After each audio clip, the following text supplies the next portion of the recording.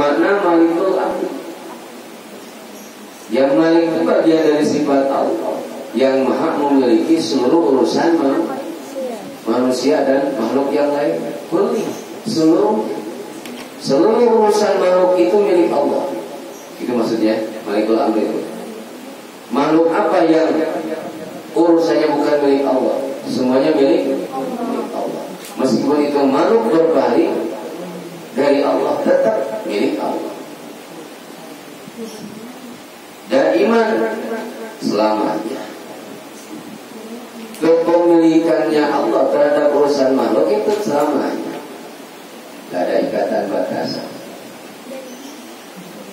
Mati aja masih diurus sama Allah. Kagok pilih tadi.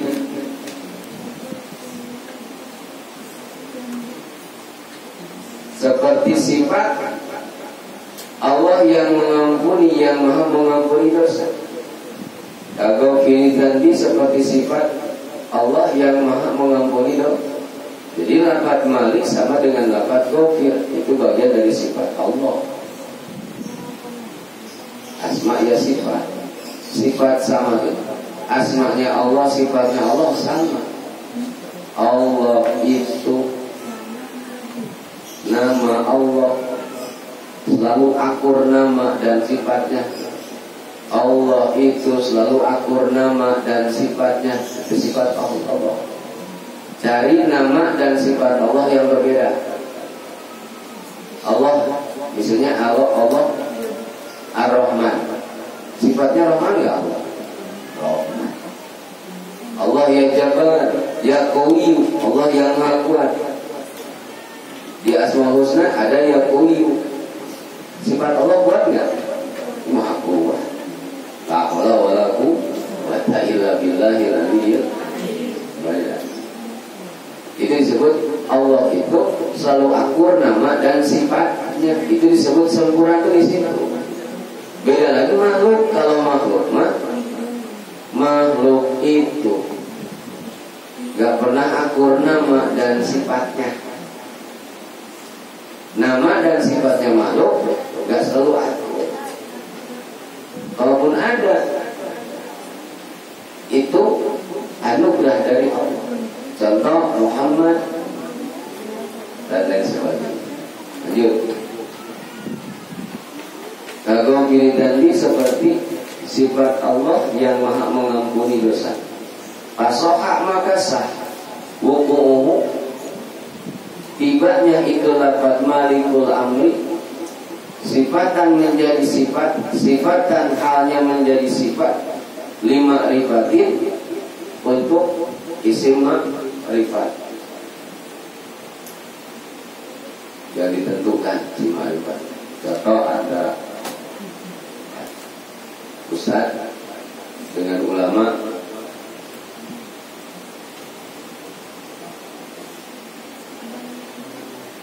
kalau ustaz masih umum, ustaz itu kalimat isim bila huruf ustaz.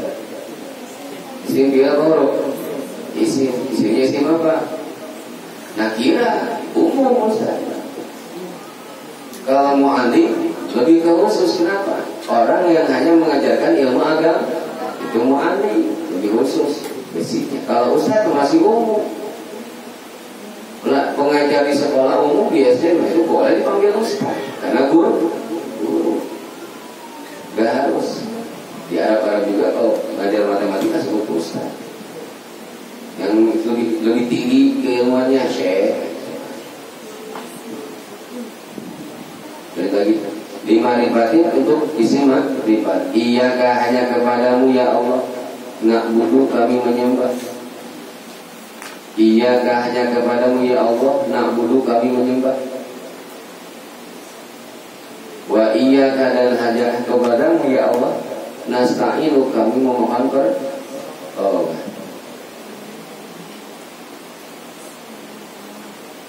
Iyaka hanya kepadamu ya Allah na'budu kami menyembah. Wa iyaka dan hanya kepadamu lah ya Allah nasta'inu kami memohon pertolongan.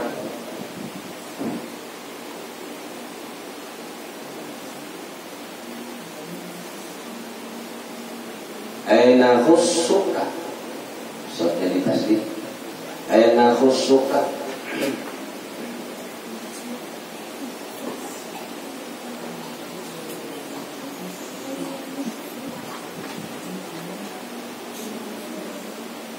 Yakni kami yang menentukan, yakni kami menentukan kepadamu ya Allah,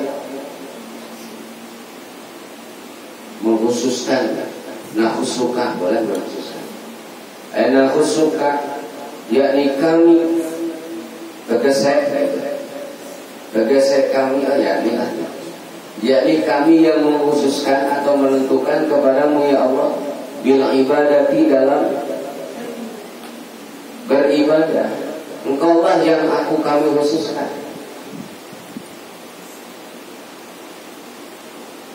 Na'budu itu khususnya ke Allah, ibadah, dalam hal ibadah. Ibadah apa? Minat tauhid, dari menauhidkan Allah.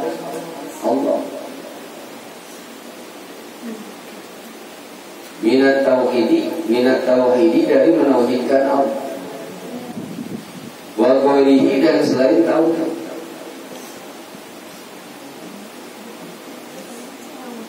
Na'budu itu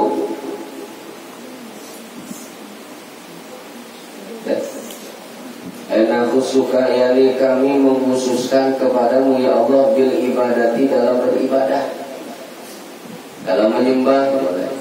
Minat tauhidi, dari menauhidkan Engkau. Minat tauhidi, dari menauhidkan Allah. Wa ghairihi, dan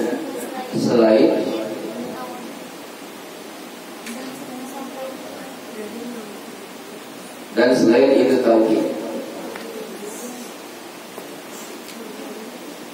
Na'budu iyyaka, kalau tasdidnya dibuang, artinya bukan hanya kepadamu ya Allah, kepada Allah menyembah, artinya kepada cahaya matahari kami menyembah. Kalau tasdidnya dibuang, makanya dalam syarat Fatihah ada wa mura'atu tasdidatiha.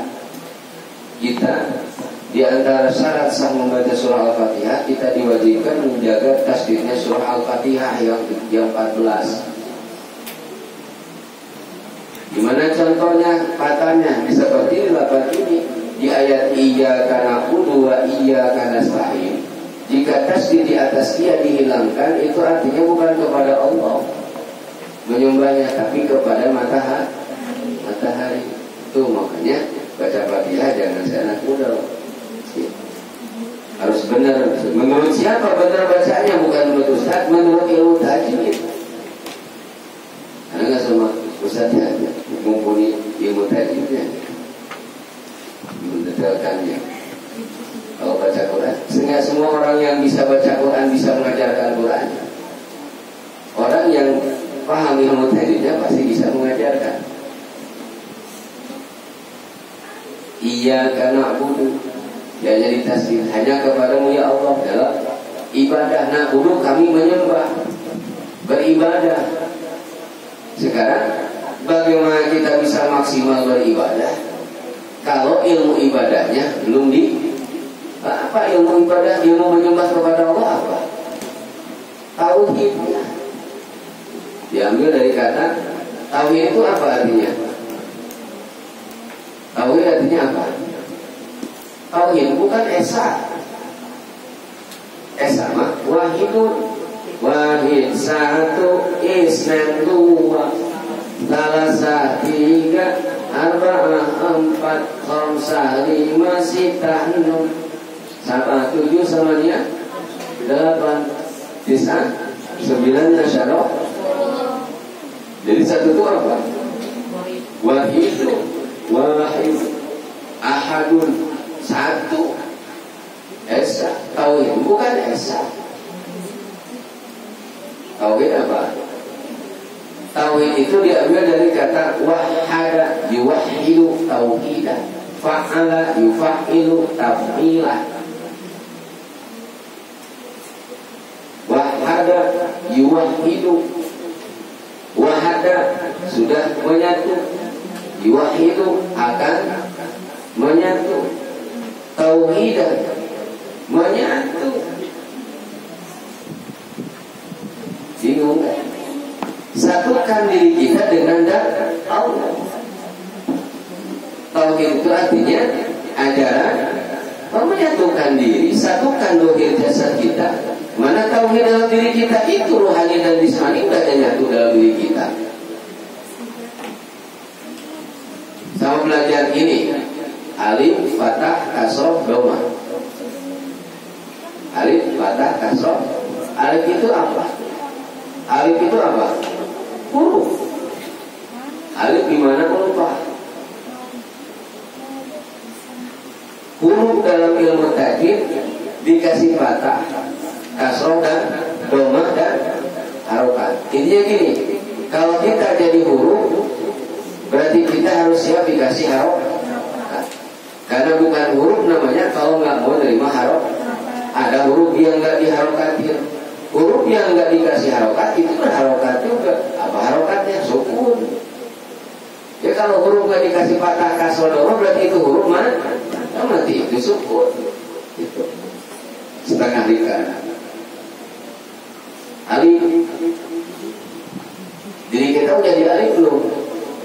Hah? Waktu dulu hukum kalau ngaji lurus, jangan belak-belak. Kalau ogah sekalian lurus. Mustaqim, ihdinas siratal mustaqim. Lurus kalau jadi alif. Terus apa lagi?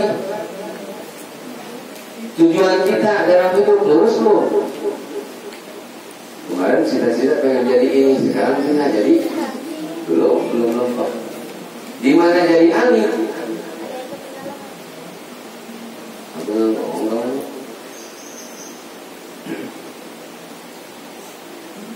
Di mana jadi huruf? Huruf itu tugasnya harus bisa menerima harokat fathah. Fathah diambil dari kata fathah, artinya terbuka. Kalau badan kita udah dikasih harokat fathah, syaratnya, buktinya berarti harus bisa terbuka dengan siapapun. Jangan nutup diri. Di depan orang bodoh mau ngobrol, di depan orang pintar kabur. Di depan orang yang lebih cerdas ngumpet. Di depan orang bodoh kayak orang cerdas. Belum jadi harokat fathah. Orang yang sudah berharokat fathah mah siap disebut bodoh, siap ngurusin orang-orang harus bodoh, harus siap. Dan duduk dengan orang-orang yang lebih cerdas dari kita harus siap. Fathah itu artinya terbuka. Lihat huruf yang disifati, yang diharokati huruf fathah, yang diharokati harokat fathah. Huruf yang dikasih harokat fathah, cara ucapinya pasti mangap, mulut mangap, isroh sadri, rob isroh lisod.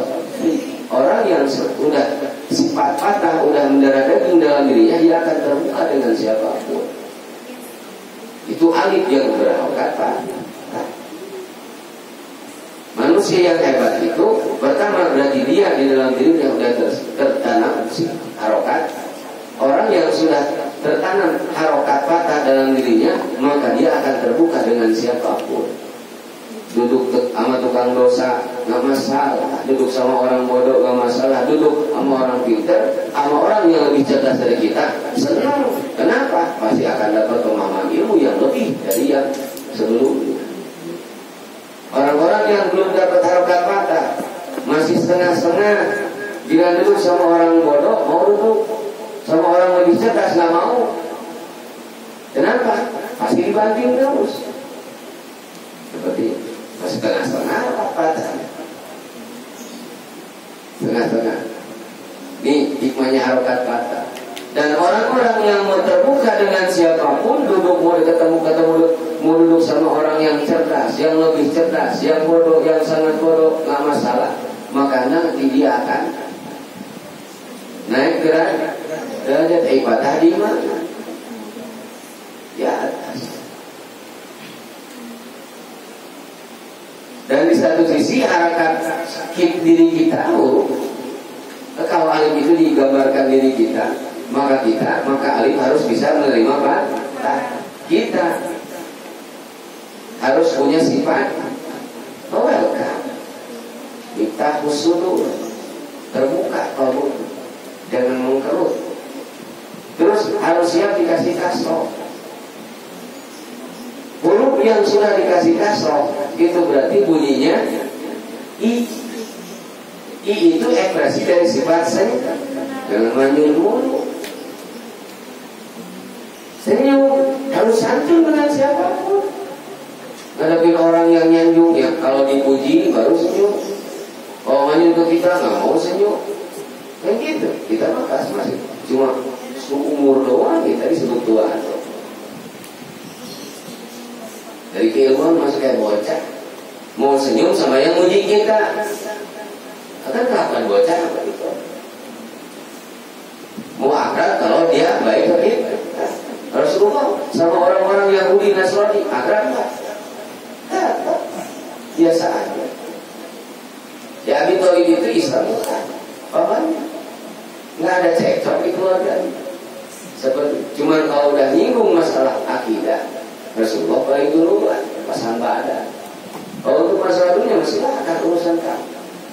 Ini orang-orang yang sudah terkena, udah kena dalam dirinya sifat kasroh, udah dapat harokat kasroh, maka dia akan selalu baik dalam hati, murah senyum. Senyum itu bagian dari sedekah yang paling murah. Isyarah, huruf yang dikasih kasroh itu ekspresinya adalah huruf kalau udah dikasih kasroh bunyinya iya apa u. Ngucapin itu ekspresi apa? Senyum. Orang yang tahu begitu selalu murah senyum. Orang tahu bukan ngaku aku saya bodoh tapi nggak mau. Bukan begitu tawadhu.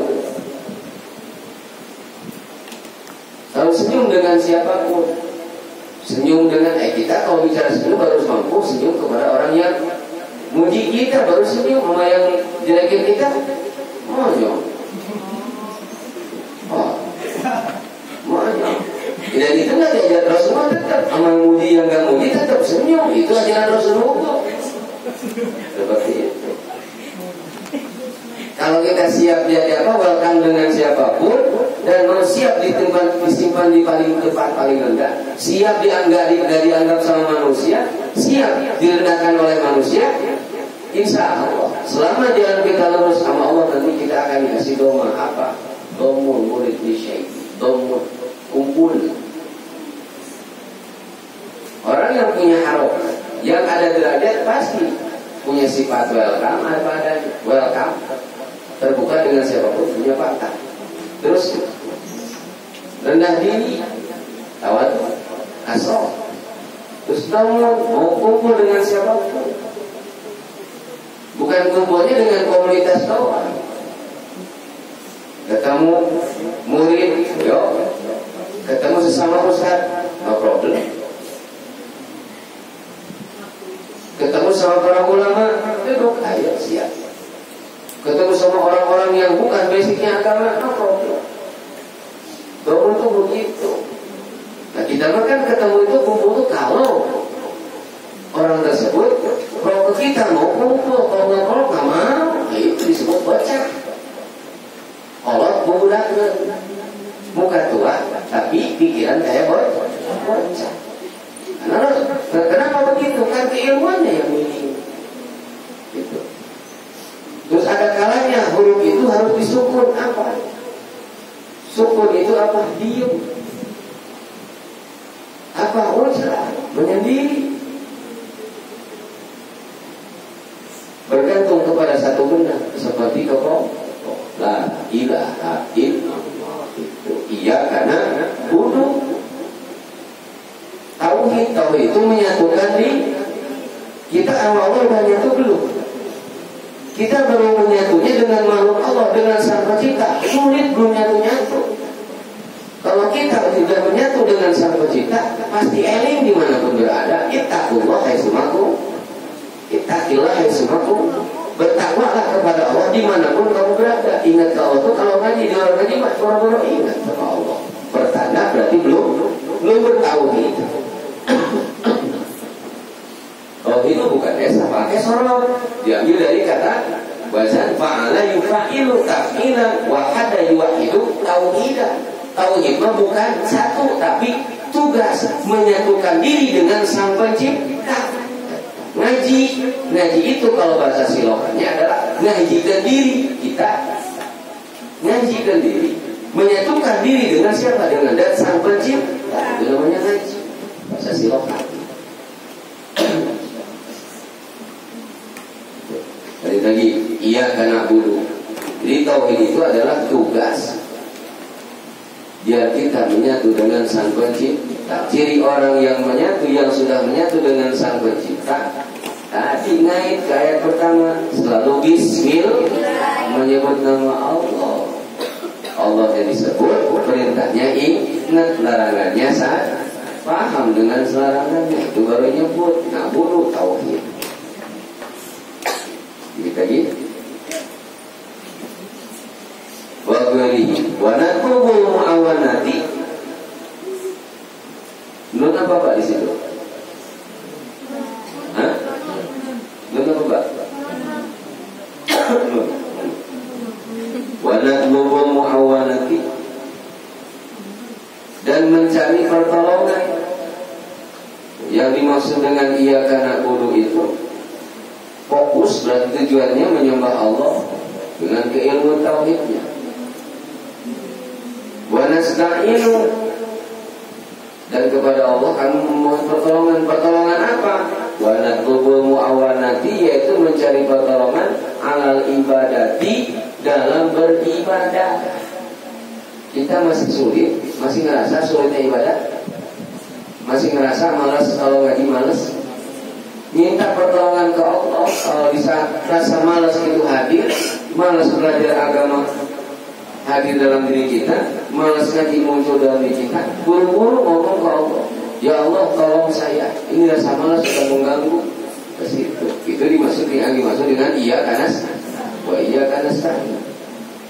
Yang paling pertama diutamakan dalam minta kepada Allah itu nasta'in masalah apa? Masalah din dulu, masalah agama.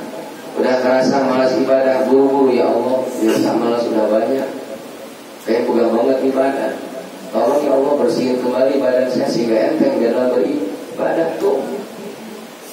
Wa natlubu mu'awanati alal ibadati, mencari pertolongan dalam ibadah. Itu yang diutamakan dalam tafsir. Minta pertolongan dalam ibadah dulu, ya Allah saya umur udah segini, wiridan sholat belum hafal-hafal, tolong ya Allah kasih kemudahan saya dalam belajar, ya Allah saya umur udah segini, bacaan sholat belum hafal, tolong ya Allah.